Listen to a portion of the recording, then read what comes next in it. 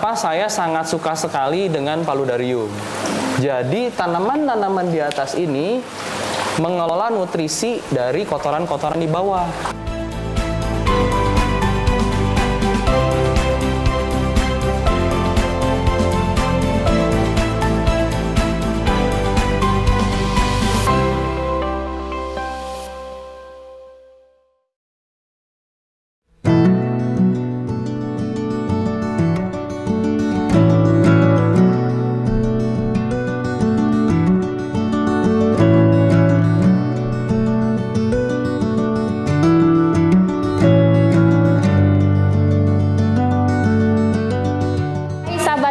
Aku ada di Tangerang Selatan, tepatnya di Zora Discus.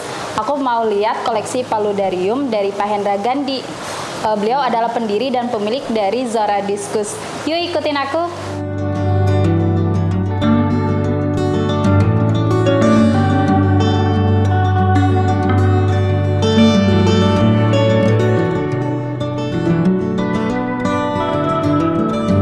Nah, sekarang aku ada di Zora Discus. Sekarang harus sudah dengan Pak Hendra Gandhi, ya ini pemilik dan pendiri Zora Discus. Pak Hendra, apa kabar? Ya, baik Mbak Widi. Baik. Karena kita udah di belakang kita udah ada paludarium nih ya Pak. Betul, kita ada paludarium. Tapi sebenarnya mau nanya dulu nih Pak seputar paludarium ya. Boleh, sebelum ke diskus, apa sih bedanya paludarium, terrarium, aquascape dan yang lainnya gitu? Oke, sejauh yang saya pahami sebenarnya kan banyak sekali istilah di dunia air dan ruang kaca ini ya. Jadi kalau kita runut sebenarnya yang pertama tuh vivarium. Vivarium itu apa sih? Vivarium itu segala sesuatu ekosistem yang berada di dalam ruang kaca. Jadi ada akuarium yang dalam isinya air, terus ada terrarium yang nggak ada air tapi ada area atasnya ya kayak daratnya itu. Nah, paludarium ini menggabungkan ekosistem yang di atas air dengan yang di bawah air.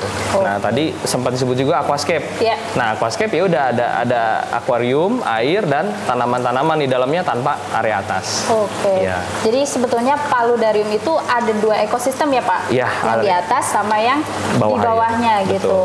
Oh, ternyata beda juga ya Pak dengan misalnya aquascape, akuarium biasa kayak gitu ya? Iya, jadi menggabungkan dia. Prinsipnya menggabungkan.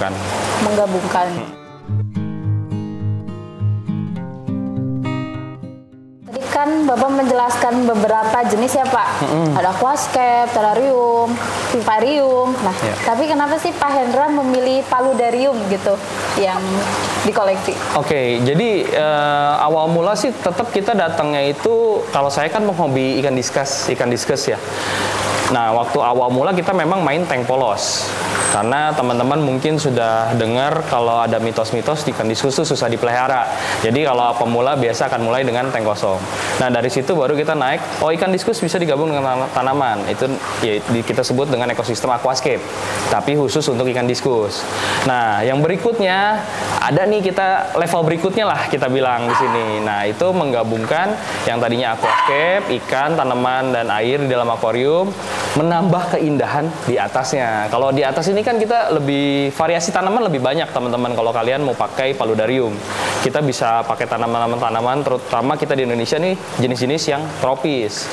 Bisa lah kita variasi di atas. Terus juga ada suara gemericik air, kayak bikin waterfallnya. Jadi lebih kreativitas kita lebih diuji. Jadi kalau ditanya lebih suka mana, wah kalau misalnya disuruh pilih, udah bisa rawat ikan diskus, udah bisa ada akuariumnya sama area atas ya saya pilih ini. Karena keindahannya kita sebut bertambah di sana gitu. Oke, berarti istilahnya memindahkan alam ke miniatur kotak kaca. Iya, paludarium, betul. Gitu ya, jadi kita berasa duduk di ruang tamu aja, udah nggak perlu ke hutan dah, udah ada di rumah sendiri jadinya. Bisa sambil santai-santai, Pak. Betul. Oke. Jadi kalau misalnya ngomong-ngomong paludarium, sebetulnya tren di Indonesia itu kayak gimana sih? Kalau Bapak kan mungkin dari dulu nih udah bergelut sama ikan diskus ya Pak.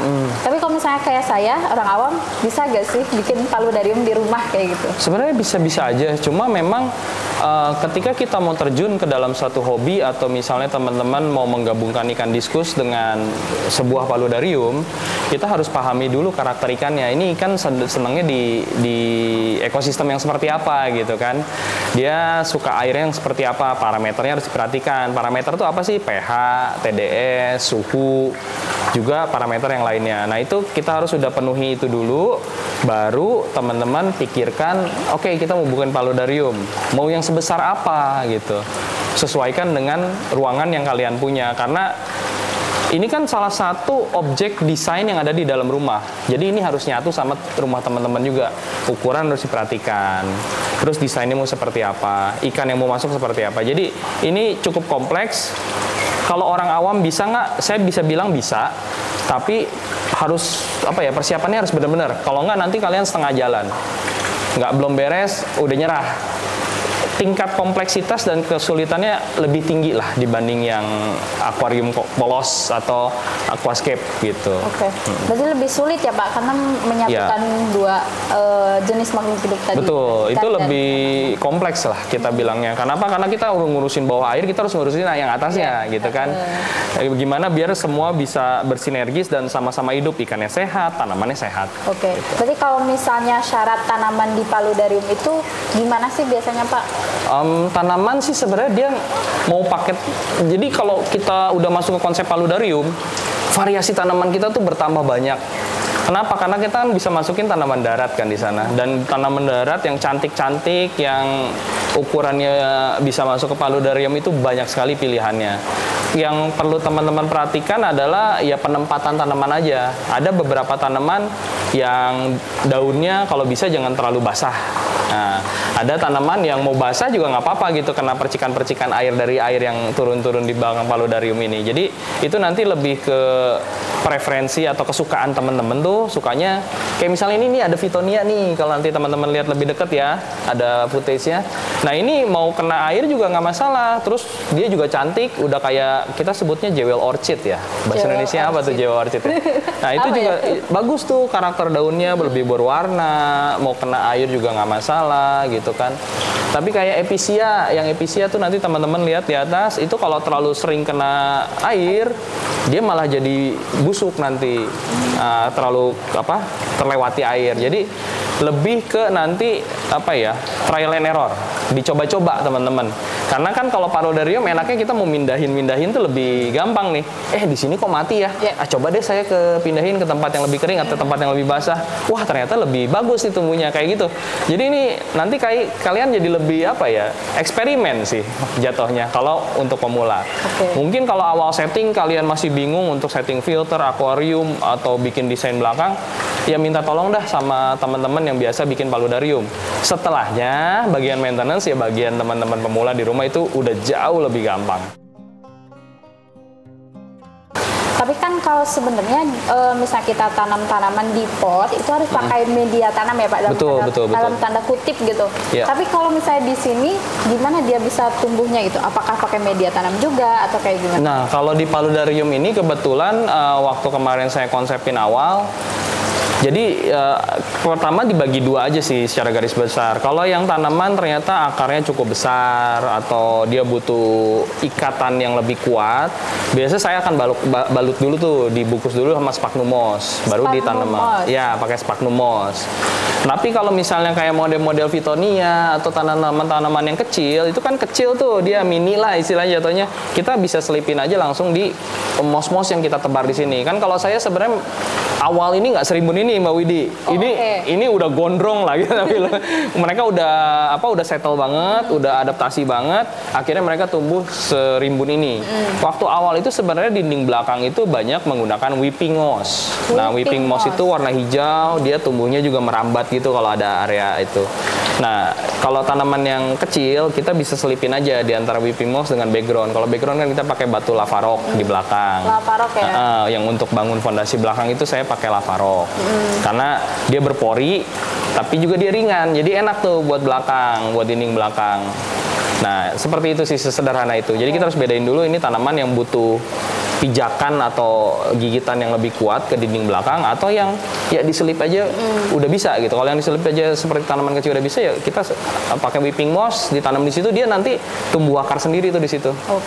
Gimana sih tanaman itu bisa tumbuh sehat, subur tanpa nutrisi ya? Betul. Ini saya nggak pakai pupuk sama sekali. Karena kan kalau kita main tanaman di pot-pot di media, kita harus ada pupuk berkala tuh per 2 bulan, 3 bulan atau 6 bulan. Ini nggak pakai pupuk sama sekali, bahkan pupuk cair aquascape aku nggak pernah tambahin. Oh, berarti duduk perkaranya gimana Pak? Nah itu ajaibnya ya, kita pakai magic. Nah inilah kenapa saya sangat suka sekali dengan paludarium. Jadi tanaman-tanaman di atas ini mengelola nutrisi dari kotoran-kotoran ikan di bawah. Kan ikan-ikan di bawah ini keluarin kotoran tuh. Itu kan amonia, nitrit, nitrat. Nanti akan menjadi dipompa ke atas menjadi air yang gemericik ini. Mana mereka akan makanin air-air itu. Jadi nutrisinya dari situ. Sesederhana itu aja sih. Jadi ini udah menjadi satu ekosistem yang saling menunjang. Air yang turun dari atas kan berarti amonia, nitrit, nitrat udah dimakani sama tanaman. Ini parameter amonia, nitrit, nitrat di bawah ini udah jadi apa? Istilahnya 000 nih teman-teman. Dan itu sehat banget buat ikan. Biasanya pemain ikan kalau misalnya menggunakan tank polos, pasti challenge-nya mereka, tantangannya mereka itu harus mempunyai filter yang bagus, yang bisa mengelola amonia, nitrit, sampai nitratnya kalau bisa di bawah 20 ppm.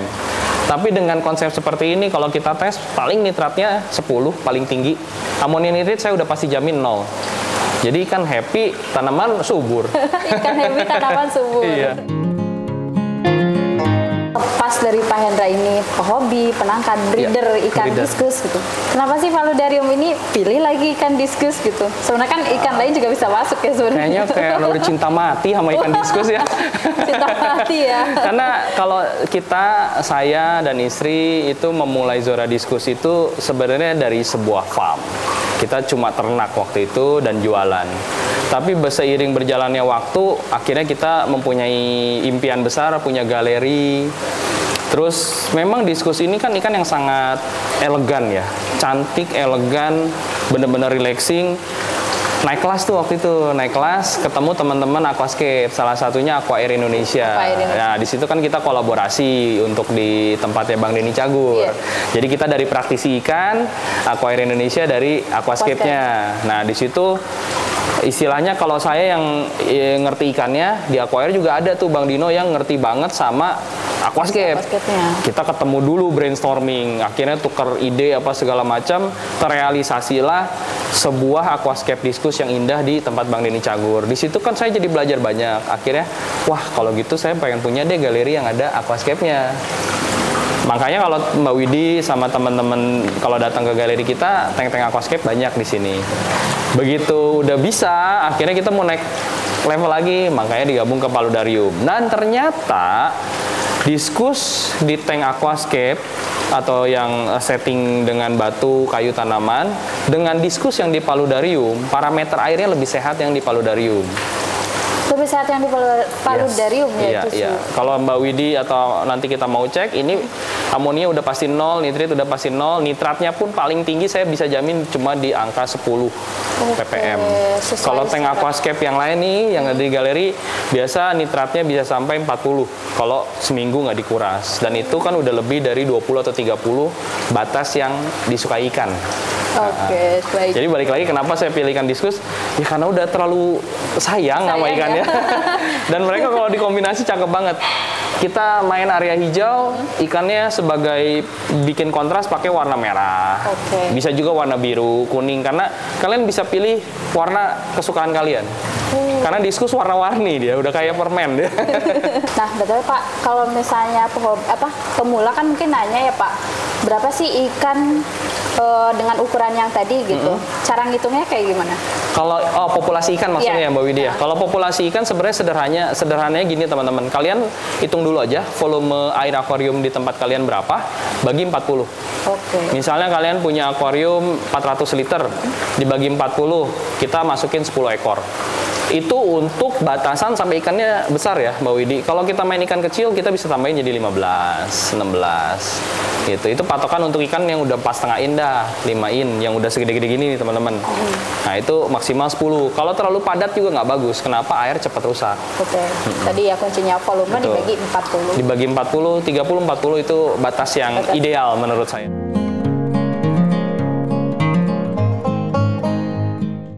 supaya tanaman ikannya sehat, rambu-rambunya itu ada rambu-rambu khusus gak sih Pak buat keduanya hidup sehat? Ada, tapi nggak terlalu ketat lah kita bilangnya. Apa Jadi tuh, Pak? karena kalau saya kan datang dari perspektif itu hobi diskusi ya, hobi ikan. Jadi saya akan selalu mengutamakan lingkungan yang cocok untuk ikan diskus. Pertama isi pH kita main di sekitaran 7, terus suhunya di sekitaran 28 sampai 30. Lalu berikutnya TDS ya di 100 sampai 150 dah gitu. Nah, apakah parameter ini cocok buat tanaman? Cocok-cocok aja. Tapi balik lagi nih teman-teman, yang perlu saya ingatkan sama teman-teman, rumah kalian itu di mana? Ini saya tinggal di BSD Tangerang Selatan dengan suhu ya seperti ini gitu. Panas. Agak panas lah kita bilang. Terus tiba-tiba ada teman-teman kita nih mungkin dari Lembang ya, dari Malang, dari Bandung ya, kalian harus lebih nyesuaiin lagi situasi di tempat kalian, suhunya berapa tuh. Mungkin kalau tanaman nggak ada masalah, tapi ikannya. Nah, apakah kalian perlu pakai heater nih gitu. Overall, ketika kalau saya berkaca sama paludarium yang ada di sini dengan suhu atau parameter yang ada di Tangerang Selatan, nggak terlalu banyak yang diotak-atik sebenarnya, Mbak Widi. Karena untuk diskus digabung dengan paludarium ya. Terus yang perlu diperhatikan sirkulasi udara. Sirkulasi udara untuk tanaman itu penting kan. Kalau kalian yang udah hobi tanaman pasti sirkulasi udara itu salah satu poin penting selain pupuk, cahaya dan lain-lain. Tempatkanlah paludarium di area yang ada aliran udara. Kenapa? Kita untuk menghindari jamur di tanaman-tanaman yang di atas ini gitu. Kalau saya kan taruh ini di ruangan terbuka, ada area ke taman nih di belakang, terus ada area ke pintu depan. Jadi sirkulasi di sini lebih bagus. Kalau kalian ternyata, waduh, Pak saya nggak ada tempat lagi gitu kan, saya cuma ada pojok sini nih, ya udah pakein kipas gitu. Itu aja sih sesederhana itu. Sebenarnya bisa disiasati ya Pak? Bisa disiasati, tapi tetap kuncinya kita yang punya rumah, kita yang punya tempat, kita harus menyesuaikan. Yang tadi saya bilang beberapa poin di awal. Gitu. Kalau misalnya aku mau buat paludarium kayak Pak Hendra nih, model kayak gini, berapa sih Pak yang harus pehobi siapkan gitu? Range-nya, menurutku range-nya cukup lebar teman-teman. Karena ini nanti balik lagi kacanya mau pakai kaca apa, filternya, segala macam gitu ya. Makanya saya mungkin bisa sebutinnya range aja ya. Range-nya itu mungkin kasaran aja nih, karena yang ngitung biasa istri saya. Ini ACC nggak? Ini ACC nggak? Jadi dia yang bagian keluarinnya ini dicoret-coret-coret. Nah, range-nya itu sekitar mungkin bisa di 30 sampai 80 jutaan. Nah gitu sahabat Trubus, jadi kalau misalnya mau buat paludarium itu harus dipikirin dulu dari mulai tadi ya, tujuannya, konsepnya seperti apa, kemudian dananya, spill budget, di ACC apa enggak gitu ya, terus teknis tentunya. Nah jadi sahabat Trubus juga boleh dong nanti konsultasi sama Pak Hendra, boleh gak sih Pak? Oh boleh banget. Kalian datang aja ke sini, sekalian lihat langsung. Jadi biar, karena lihat di video sama lihat langsung akan selalu ada perbedaan ya. Oke, datang ke Zora Diskus ya Pak, alamatnya ada di mana Pak? Kita di Villa Melati Mas Serpong, Blok U8 nomor 3. Oke, atau media sosialnya juga ada ya? Ya, Zora Diskus. Zora Diskus.